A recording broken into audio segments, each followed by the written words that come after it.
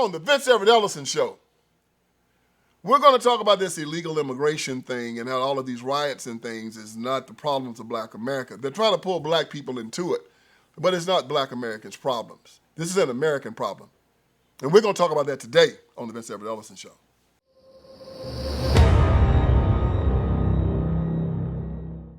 All right, let's get this thing started.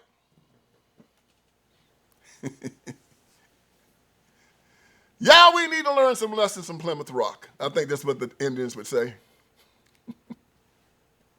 Oh, if we could turn back time. When they saw that first ship come in from Plymouth Rock, I'm sure the Native Americans would have set it on fire, killed everybody on it. But they said, no, come on here. The legend said they had Thanksgiving together. They was all friends. And we know the rest of the story. People, especially black people, y'all sure enough better wake up and see what's going on here. I'm old enough to remember when black Americans were the largest minority group in this nation. Now, we are a distant third. I mean, Hispanics make up close to 20% of the population. We're still at about maybe 12, 13%. Yeah. And we have given away the majority of our we've given the majority of our political power away. Yeah, listen to us no more. Right now, black politicians up in Washington, D.C. have to go up to the Hispanic Caucus to ask them permission.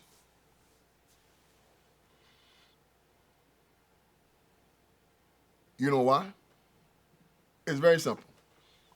The Black Caucus cares nothing about the black community. The Black Caucus cares about the Democratic Party because the Democratic Party gives the Black Caucus the money to stay elected, and the Democratic Party says we need illegals to come into our cities because we need to win elections and we need to have congressional districts. We don't care about black people becoming a distant minority in this country and being overtaken by another immigrant group. Even though you've been over here for 20 generations and they've just been over here for one, it doesn't matter. Forget your power. You never really had any anyway. We need these bodies because we're aborting too many of our children and we're aborting too many of your children, and the rest of them, we're putting them in jail or killing. So we got to replace these bodies with new ones across the border. The Democratic Party is the death cult. They need these bodies to replace the ones that they're aborting, the ones they're murdering, and the ones they're locking up. And the black people said, show enough, boss, well, we'll show enough do what you say. And now they have made us a minority in our own country. So what happens? Donald Trump comes in. Donald Trump says this ain't happening anymore. We all agree that this country has a specific relationship with its black population. We know that. And for all the credit, I mean, I can just say that America has been trying to pay its debt to black people for the past 225 years. Really been trying to pay it the past 60. Really been trying to pay it really for since the end of the Civil War, 1865.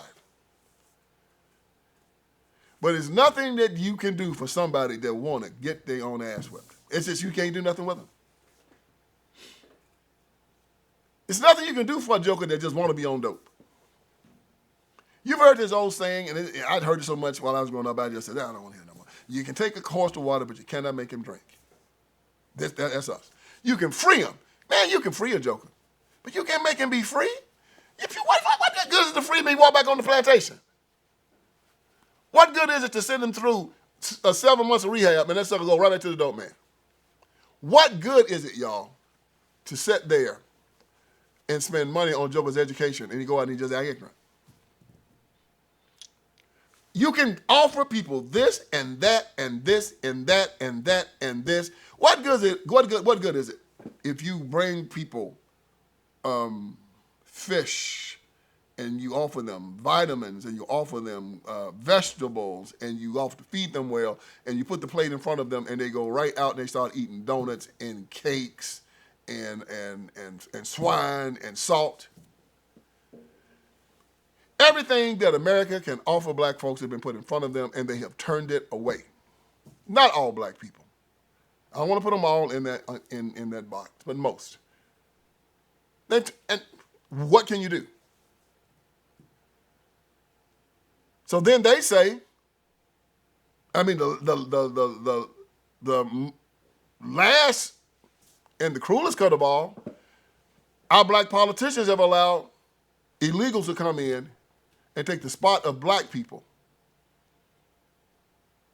as the largest minority group in this nation. And then they try to get mad at white folks because they won't do it too. Now, listen, this got nothing to do with color, okay? This has to do with culture and about political power and how you view things and how you view the world.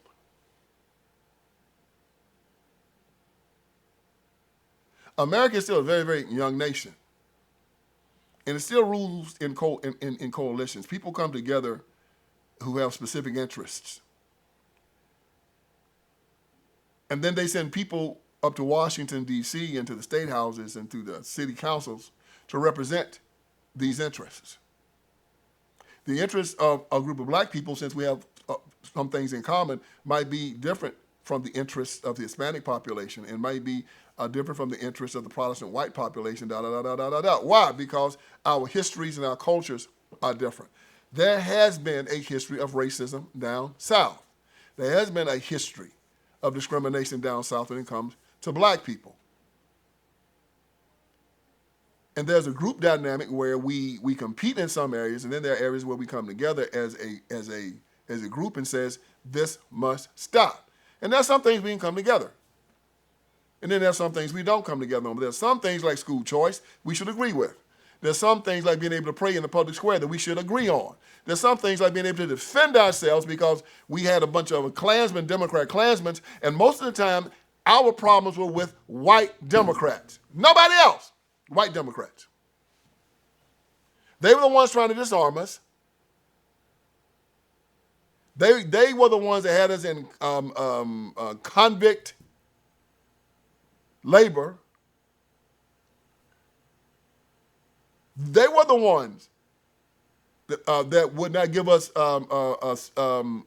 equal protection by funding our schools and our public facilities the same as white public facilities down south. Our schools, our libraries, our hospitals, they weren't funded on the same level. The white Democrats did that. They were the ones that wouldn't allow us to sit on juries so that when black people came up before a judge, you'd have somebody that understood what black people went through and not use racism as a means to just lock him up so they can have white supremacy. So we came together to stop that. It was white Democrats that kept us from voting. So Hispanics come in, and they might have a completely different set of priorities. Like, for instance, right now, you can't pick up a phone and pay your bills without having a guy speak to you in Spanish. Some jobs, if you're not bilingual right now, you can't have them. They've got Hispanic affirmative action programs. They have a situation where they can bring illegals in here that can undercut black people, and that's the biggest one. They undercut black people who need to make $20, $25 an hour, and illegals come in, and they'll do the job for $5, $10 an hour. Black person can't work the job. See what I mean? Hispanics coming in pressing their ideology, what they need, their issues.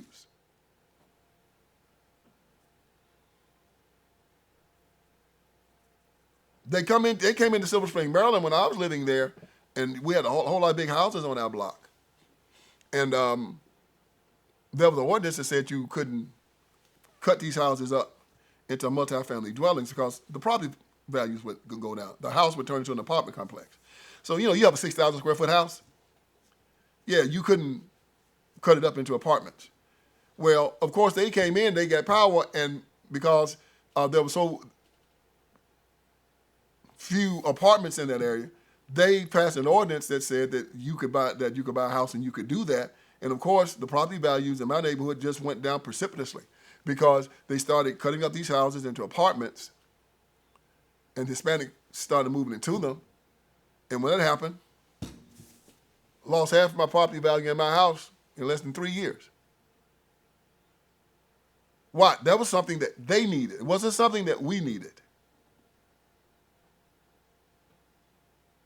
They'll come in and they'll say, because we have the numbers now, your educational system in your neighborhood that was teaching your black children, now they have to teach ours, and they have to go into Hispanic history. They have to start speaking Spanish in these schools now.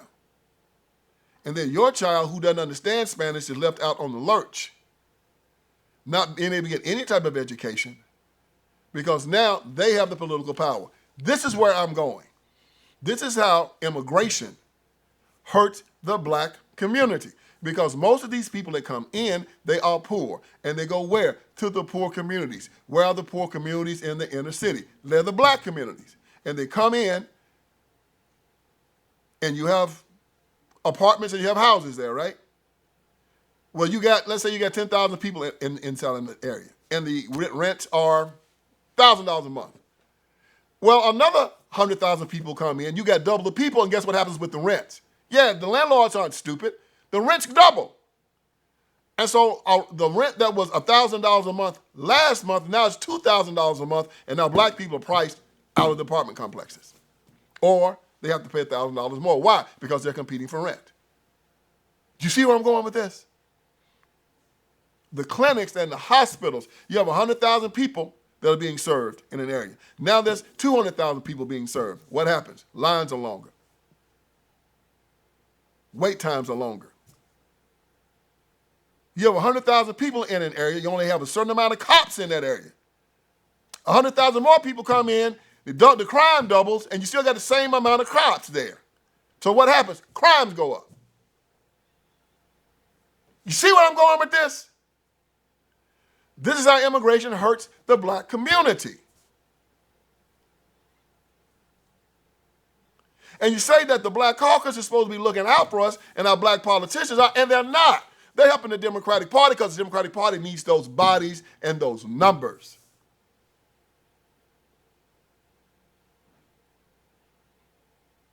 And this is why the black community is running from the Democratic Party right now, because they see what's going on. They see how they use money that should be used for them and their families, and they're using it as, to lure these people to sanctuary cities, free housing, free medical care, free food, free schools.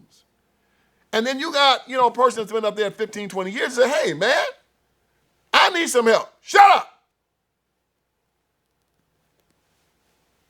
And Donald Trump says no. Whatever this government has is for the American people. We don't care what your color is. It's not for people that broke into this country. And he's enforcing the immigration law, and so the Democratic Party decided to start rioting. And guess who they hooked up with, y'all, to start these riots? They started hooking up with communist China. Oh, fill out the line, fill out the tripping. Ain't no way the Democratic Party hooked up with communist China to start all this. This ought to be ashamed of itself. All right? I'll show you. You ever heard of this group called CHIRLA? Well, of course you haven't. It's an acronym. The acronym is CHIRLA. It stands for the Coalition for Humane Immigrant Rights. Again, the Coalition for Humane Immigrant Rights. CHIRLA. CHIRLA. Now, this is a story from the New York Post about the Democratic Party hooking up with this group and who funds it.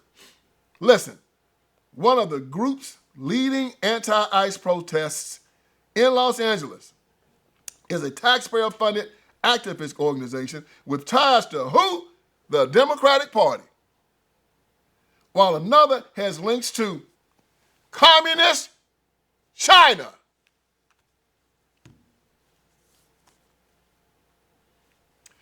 The Coalition for Humane Immigrant Rights, CHIRLA, which received tens of millions of dollars in government grants during the Biden administration. Say what? He said tens of thousands. Lord Hammer. Which received tens of millions of dollars in government grants during the Biden administration, staged a rally last week to denounce immigration and customs enforcement arresting illegal migrants across the city, including those convicted of heinous crimes. Now, you know what? You people support the Democratic Party. Y'all need to hell beat out y'all. According to financial records obtained by Data Republican, CHIRLA received nearly $34 million in government grants, mostly from the state of California, in the fiscal year ending June 2023, a jump from the $12 million it received the previous year. But as old Grooming Gavin Newsom, that's gonna look like a sleaze bag, don't he? He just look like if you touch him, you just get the oil just come out of him because he's so sleazy. And Gavin Newsom got in trouble for sleeping with his best friend's wife and doing all kind of dirty things. Gavin Newsom is a horrible person. I mean, if you can't look at Gavin Newsom and see there's some type of reptilian type of quality in him, you're like a snake. You really don't have a discerning spirit. Him and Adam Schiff, both of them California, both of them are reptilian in their nature, snake-like. And I guarantee you them suckers still in those elections in California. And nobody's that stupid. How can somebody not look at Adam Schiff and Gavin Newsom and not say, yeah, man, those guys got some satanic blood in them? But anyway, so Grooming Gavin from California made sure that CHIRLA got all of its money. And the radical group also received $450,000 in grants from citizenship education and training between 2021 and September 2024 from the DHS, the very agency the group was protesting last week. A CHIRLA spokesman denied that the group had anything to do with the violence in a statement to the Post on Sunday. Y'all, you know what? Let me tell you something. The Democratic Party, as I've said before, is the evilest organization in the history of the world. Party of perverts, liars, psychopaths, and anti-Christian bigots. It says that another Marxist group that was behind some of last week's protests is the Marxist Party for Socialism and Liberation, which played a part in the virulent past anti-Israel campus protests at Columbia University, and which was once associated with, this thing jumped off, and once associated with suspected DC terrorist Elias Rodriguez. That's that dude that killed those two Jewish children at that museum about 3-4 weeks ago.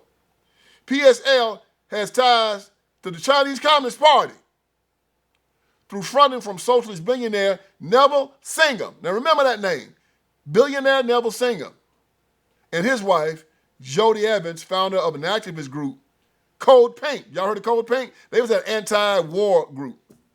According to a 2024 report by the Network Contagion Research Institute, Singham sank millions of dollars into backing the groups after selling his software company, ThoughtWorks, for $785 million in 2017. So Singham is an activist. He's socialist. The Singham's ties to the Chinese government and communist propaganda are well documented. The New York Times published a lengthy 2023 expose on his far-reaching money machine, which has steered millions to China, praising nonprofits from South Africa, Ghana, Zambia to Brazil, New Delhi, and beyond. The PSL did not immediately respond to a post request Sunday. Now, you're finding out that the Democratic Party, well, I tell you what, the Democratic Party and all of these anti-Trump, anti-immigration riots this past weekend are affiliated with socialists, Marxists, and the Chinese. The Chinese are involved in this thing called a smokeless war. A smokeless war. What is a smokeless war, y'all? A smokeless war is a war without bullets. Basically, a smokeless war is a war to make you kill yourself, to have riots inside of your house, inside of your country. As Abraham Lincoln said, that nobody could invade America. We have to either live as free men or die from suicide. So all of these riots, all of this fighting, all of this hell-raising didn't start through osmosis. People just didn't wake up one day and say, man, I'm going to go out there and I'm going to start marching, I'm going to start burning up stuff. No. You see on TikTok, all these people say they were paid to protest. Paid. This is organized mayhem. And the black preacher, the black politician, and the black civil rights workers are all tied into it, using the black community as cannon fodder for the satanic Democratic Party. The same party that had them in slavery from 1800 to 1860, the same party that started a confederacy to keep them in slavery from 1860 to 1865, same party. They're using them to pick cotton for 100 years during the Jim Crow era. Now it's the same party that does the civil wrongs movement. They want to castrate the children and put them in the sex trade, use a public educational system for grooming them, sell fentanyl to them so they'll die in the streets. Yeah, the civil wrongs movement. We want to put demented men in your daughter's bathrooms and in your daughter's locker rooms. The civil wrongs movement, where suicide is the number one killer of young people between the ages of 18 and 45. And after suicide is drug overdoses. And then after that is murder.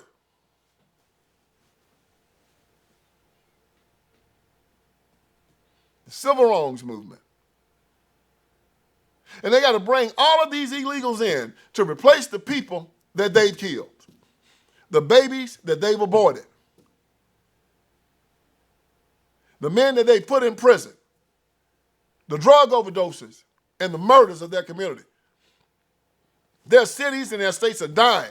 And the ones that they don't kill, the ones with good sense, are moving back down to red states. And the only way they survive is through illegal immigration. Because legal immigrants don't want to go up to them hellholes. Yo, legal immigrants going to want to go somewhere where it's nice. They coming to America to live where? They ain't going up to America to live in a ghetto.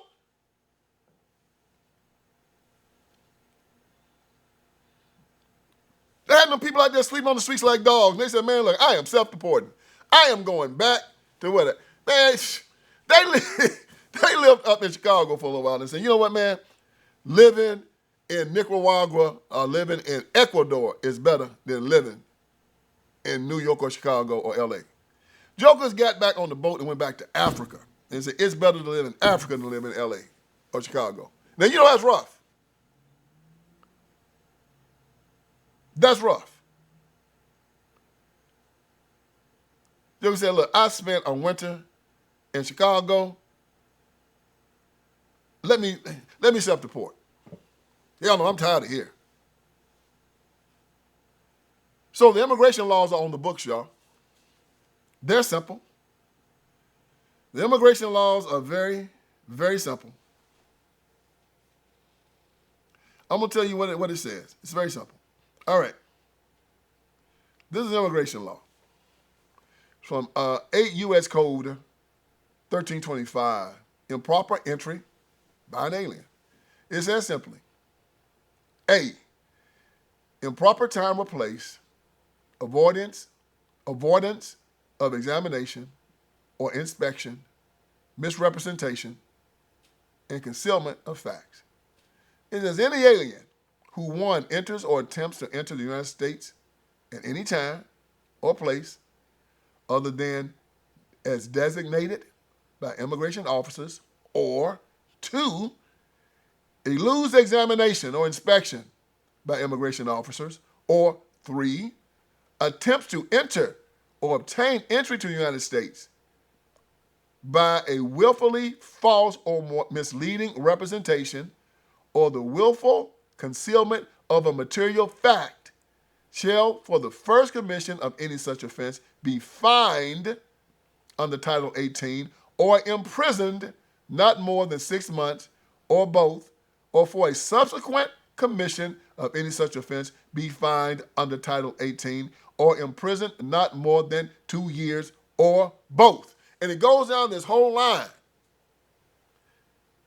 It says if you do any of these three things, y'all, you're going to either be fined or imprisoned. And you have 15 to 30 million people that did it in 4 years under Biden. And Trump says no. The law is the law. And people saying, oh, just ignore the law. That's what Democrats do, don't they? Black people have a right to vote. I ignore the law. Black people have a right to trial by jury. I ignore the law. Black people have a right to a good public education. I ignore the law. Black people have a right, women have a right to go to the bathroom without being molested by a man. I ignore the law. Girls have a right to play in sports without having to compete against men. I ignore the law. Ulysses S. Grant, the 18th president of the United States of America, became president at a very, very tumultuous time. He was elected in 1868. He took the oath of office in 1869. It was at the height of Reconstruction. We just had a Democratic president in Andrew Johnson, who was president after Abraham Lincoln. And Abraham Lincoln, to try to bring the country together, had decided to get the only Democrat senator from the Senate who had not gone with the South when they succeeded. He was Andrew Johnson from Tennessee.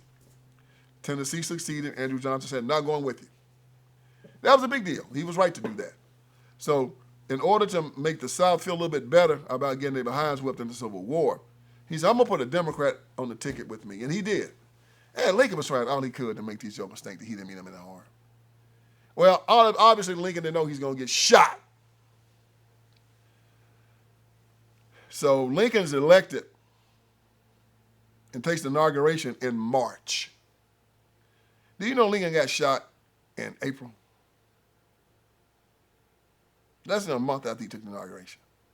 And Andrew Johnson rose to the White House with a 4-year term. Well, this joker showed out so bad that they told him, don't you even think about running no more. Get your crap, get the hell out of here. And so the Republicans nominated Ulysses S. Grant. And Grant was the general who led the Americans to victory in the Civil War. And Grant comes into office with all of this turmoil. And of course, a lot of people were saying that the country was being kind of heavy-handed on the South. Grant was taking out the Ku Klux Klan, and he was making sure that black people could vote, and he was trying to, Freedmen's Bureau and Reconstruction, and a lot of people were questioning whether or not, as now with Trump, questioning whether or not the North was being too heavy-handed. And Grant made a great statement in his inaugural address. He said, I know of no method to secure the repeal of bad or obnoxious laws so effective as their stringent execution. He said, execute the law to the hilt. And if the people don't like it, they'll ask for the law to be repealed. But you enforce the law. Again, I know no method to secure the repeal of bad or obnoxious laws so effective as their stringent execution. And Trump is saying if you don't like the law, repeal it. But Democrats think they have the right to ignore it. We don't like it, so we're just not going to. And that's what they did at the border. They didn't enforce the law. Everywhere in the country, if the Democrats don't agree with the law, they just choose not to enforce it. We're not going to enforce the law. Like these are their laws. These are the laws of the people. And the people have an immigration law on the books. And these laws ought to be enforced. I just read the law to you.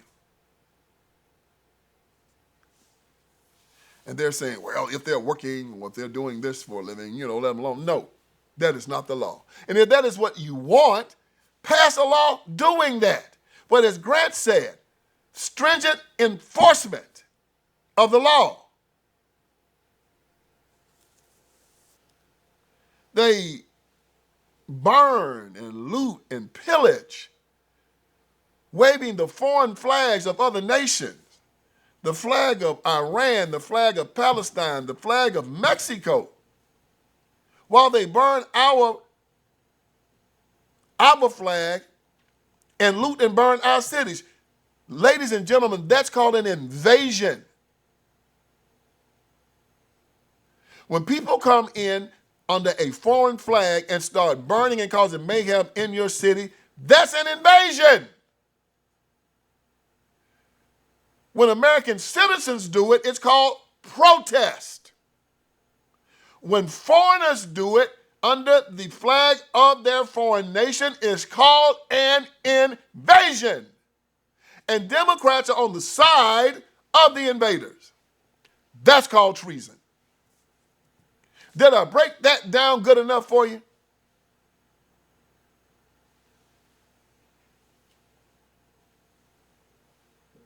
Then with the Rainbow Mafia, the immigration crew, anybody that will turn against America, the Black Caucus is with.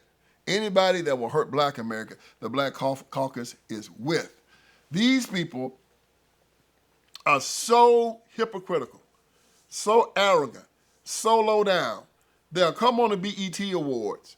They'll come on television. They'll tweet things out. They'll TikTok stuff, talk about how hypocritical America is, that we're doing this and running out illegals. And you ask them the question, how many illegals you got living with you? How many illegals you got living in your neighborhood? How many illegals you got living in your house? How many illegals are your children going to school with? How much fentanyl illegals are sleeping on your street corners? Huh? These Democrats can say this because they don't have to deal with the consequences of their decisions. They don't have to deal with it. They do this and everybody else has to deal with it. Do they have to go to the emergency room at 2 o'clock in the morning and can't get seen because it's full of illegals that came over here and they can get free medical care?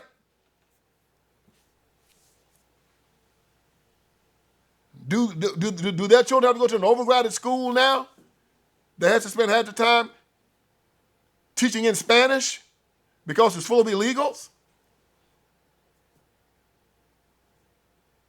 Do they have to go to their job and say you no longer need it because the illegal just came and come in and said he'll take your job for half the wages that you were doing it?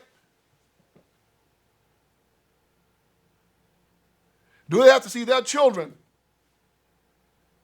dodging bullets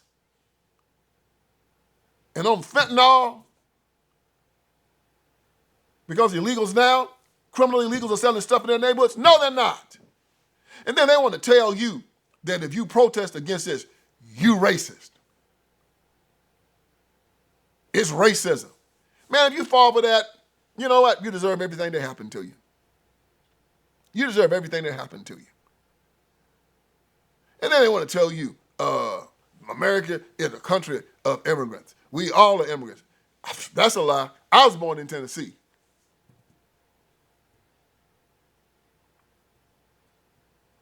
If I migrated from anywhere, it was from Haywood County, Tennessee. That's where I was born. Hell, I got about maybe 15, 20 generations over here in the United States of America because they stopped the slave trade in 1807. Yep, 1807. No more slaves could come from Africa to the United States of America. So my people been here at least that long.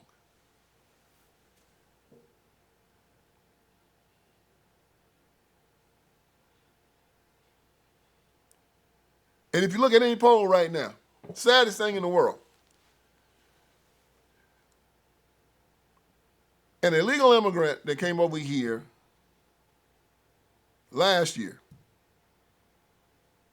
makes more money than a black person who's been here for 20 generations.